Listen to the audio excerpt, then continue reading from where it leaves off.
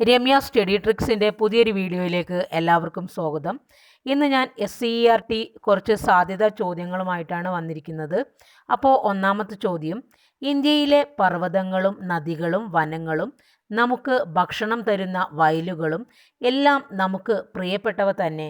പക്ഷേ എല്ലാറ്റിനും ഏറെയായി ഗണിക്കേണ്ടത് ഇന്ത്യയിലെ ജനതയെയാണ്. ഇത് ആരുടെ വരികളാണ്? ഇങ്ങനെ പറഞ്ഞത് ജവഹർലാൽ നെഹ്റുവാണ്. ഇന്ത്യയിലെ പർവ്വതങ്ങളും നദികളും വനങ്ങളും നമുക്ക് ഭക്ഷണം തരുന്ന വയലുകളും എല്ലാം നമുക്ക് പ്രിയപ്പെട്ടവ തന്നെ. പക്ഷേ എല്ലാറ്റിനും ഏറെയായി ഗണിക്കേണ്ടത് ഇന്ത്യയിലെ ജനതയെയാണ് എന്നാണ് അദ്ദേഹം പറഞ്ഞത്.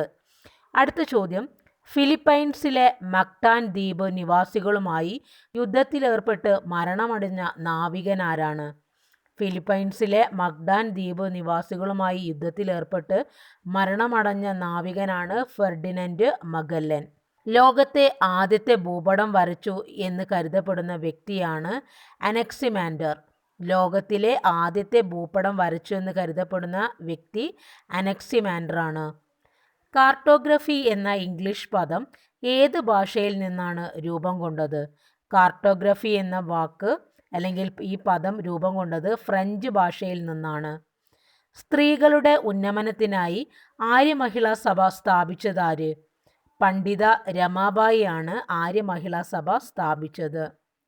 മനുഷ്യത്വമാണ് മനുഷ്യൻ്റെ ജാതി എന്ന് അഭിപ്രായപ്പെട്ട നവോത്ഥാന നായകൻ ആരാണ്? മനുഷ്യത്വമാണ് മനുഷ്യൻ്റെ ജാതി എന്ന് അഭിപ്രായപ്പെട്ടത് ശ്രീനാരായണ ഗുരുവാണ്. ഭക്ഷണം കിട്ടുന്നില്ല, വേലക്കൂലികൾ ഓർത്താൽ ഒട്ടും സഹിപ്പതില്ല എന്ന് പാടി പ്രതിഷേധിച്ച നവോത്ഥാന നായകൻ ആരാണ്? പൊയ്കയിൽ കുമാരഗുരുദേവനാണ്. ഭക്ഷണം കിട്ടുന്നില്ല, വേലക്കൂലികൾ ഓർത്താൽ ഒട്ടും സഹിപ്പതില്ല എന്ന് പാടി പ്രതിഷേധിച്ച നവോത്ഥാന നായകൻ. ഒന്നാം ലോക മഹായുദ്ധകാലത്ത് യുദ്ധവിരുദ്ധ ജാഥ നടത്തിയ നവോത്ഥാന നായകനാണ് പൊയ്കയിൽ കുമാരഗുരുദേവൻ. അരുണ ആസഫ് അലിയെ ക്വിറ്റ് ഇന്ത്യ സമരനായിക എന്ന് വിശേഷിപ്പിച്ചത് മഹാത്മാഗാന്ധിയാണ്. തൊട്ടുകൂടാത്തവർ, തീണ്ടിക്കൂടാത്തവർ, ദൃഷ്ടിയിൽപ്പെട്ടാലും ദോഷമുള്ളവർ എന്ന വരികൾ എഴുതിയത് കുമാരനാശാൻ. ഡൽഹി ആദ്യമായി അധികാര കേന്ദ്രമാകുന്നത് ഏത് രാജവംശത്തിൻ്റെ കാലഘട്ടത്തിലാണ്?